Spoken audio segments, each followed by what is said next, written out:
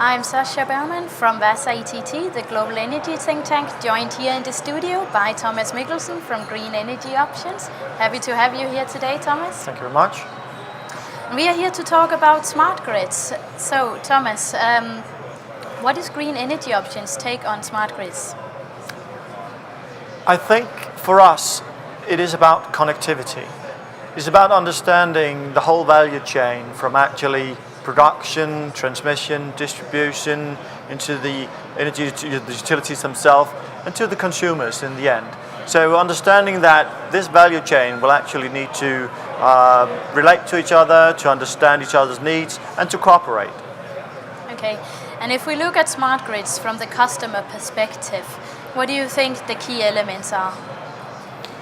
I think when you look at the customer, we will see a change actually from being perceived as customers, something that you're going to sell something to, maybe to something that is part of the whole value chain. Maybe we should call it not consumers but prosumers. I've seen that word come around from time to time because all of a sudden the customer is part of the whole value chain. They may be having PVs on the roof, or they are having a share in a windmill. So all of a sudden they're actually selling energy into the grid, and they are part of the whole value chain of stabilizing the grid and making it more sustainable for the future. Okay, do you perhaps want to elaborate a little bit on that prosumer? Because for me and perhaps for others, that is quite a new concept. Yeah, it is, and I think it develops with the fact that now we are looking at all these elements in the smart grid. If we're looking very much on the production side and the transmission side, and we're trying to optimize within each sector. So it's sub-optimizing, if I could put it that way. For the consumer side, we are now starting to realize that what they have is the ability maybe to stabilize those fluctuations in the grid, where you have very high demands or very low demands, because you're actually able to communicate with the customers and tell them to be part of. So if you do not need this electricity or this energy right now, maybe we can set it to be at another time. And what about your own production? That's where the prosumer part comes in. So can you maybe even store your own electricity? Can we help you use the electricity when you're actually producing it? Even though for most customers, when the sun is shining, maybe they're out to work. So they cannot use their electricity themselves at home. But maybe if they have storage, if they have the ability to switch on or off the devices in their home that is actually capable of working without them being at home, then we have much more flexibility. And that's one of the key components when we speak of smart grids as I see it. Okay, so flexibility from your point of view is really the key concept here in smart grids. Obviously this prosumer concept, from my point of view at least, means that there will be a lot more customer engagement, a lot more demand response. But where does that place the utilities? Yeah, and that's a very interesting question, because I see two quite opposite meanings on this. Because one is, well, we need to centralize this. We cannot involve the customer too much because they're really not interested, they can't see the benefits. So we need to centralize and have like the ability just to give the end customer a contract where we are able to control more or less his consumption. The opposite view is that no, to make this really work, we need the whole engagement of the end customer. And to do that, it's much more about starting to communicate and to realize that to make this work, you'll also have, you'll need to make a real market. You'll need to enable the customer to see that it is actually beneficial for the customer to be part of this value chain. Not only in terms of maybe saving money, because customers are different.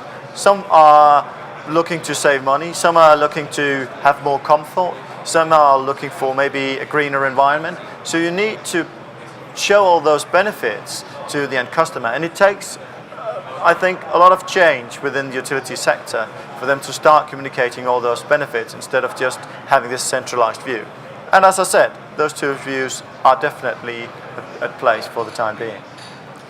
Yeah, there are definitely two opposed views, and this of course will be a big challenge for the utilities to begin to communicate all of these benefits to the customers. As you said, there are a lot of different priorities from the side of the customer, and so it is going to be complex for the utility to both communicate, well, if you engage more with us, you can get this, you can get that.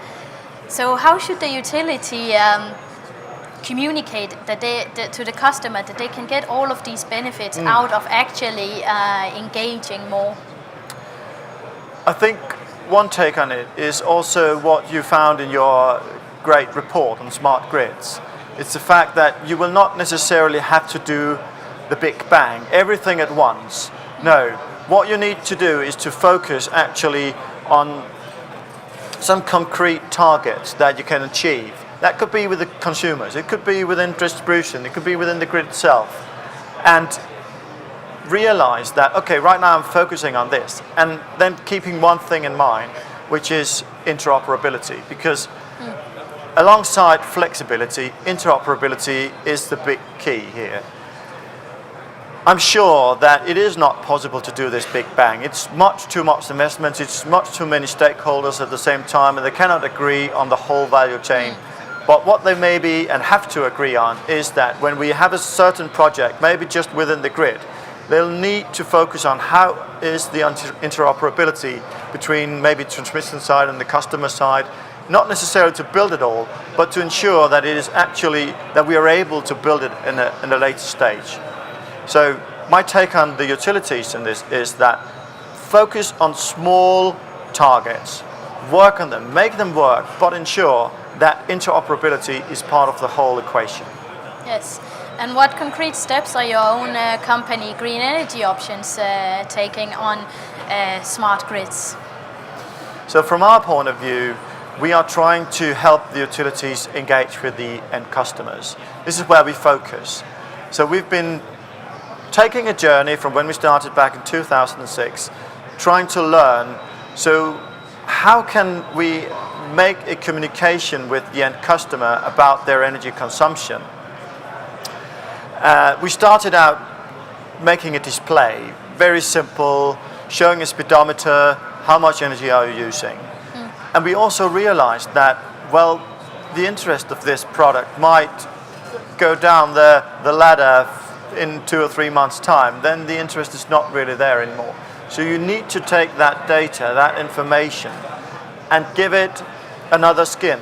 Tell it in a benchmark, start telling stories about, okay, we as a utility, we can give you some advice on your actual consumption.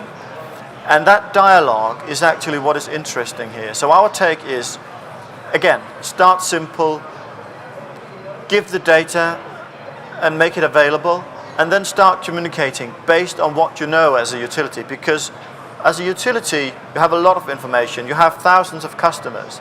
So basically, down in your database, you know what is going on, you can do all the comparisons, and you do have the knowledge to actually give the advice to the end customers also. And this is what the customers want.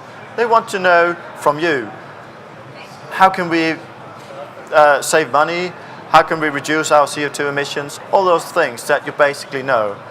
But they do not want to get everything told. They want personalized information which relates to their situation. And that is what Smart Grid can actually give them. Personalized information. Yeah. It sounds to me to imply a lot of working around this new hyped concept of big data, taking big data into use. Is that correctly understood? Or?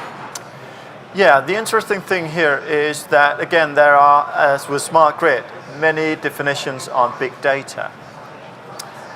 And if you look into big data, it is about data mining. It's about finding some common themes alongside all those data. You could put it the other way around and say, what we should start with is basically small data. Because with the end customer, they do not need a lot of data to start with. But what you could do as a utility is do all the comparisons. So that's where the big data takes place. But for the end customer, it's about the small data, very, very small, easy to understand solutions based on their consumption benchmarked against the neighbors, benchmarked against the people that are like themselves, and starting asking questions. So if you want to know more as a customer, how many people are you in your household? Very basic and simple information. You do not need to go down and find your energy bill on anything.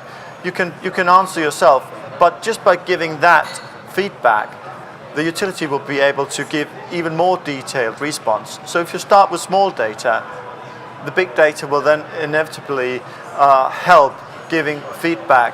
And that is the beauty of this process, that you do not need much data to start with, but you will collect data, and over time, yes, it will be big data. Okay, so to sum this little talk up, it's about starting out small with concrete targets, using small data, moving on to big data, providing feedback, advice, and personalized advice above all to the customer, engaging more and more demand response from the view of green energy options. Okay, well... Maybe just one more thing, just to sum it up also. Yeah. Two things we need: flexibility and interoperability. Flexibility and interoperability. And with this, I thank you for coming here today, Thomas. It was nice talking to you about smart grids.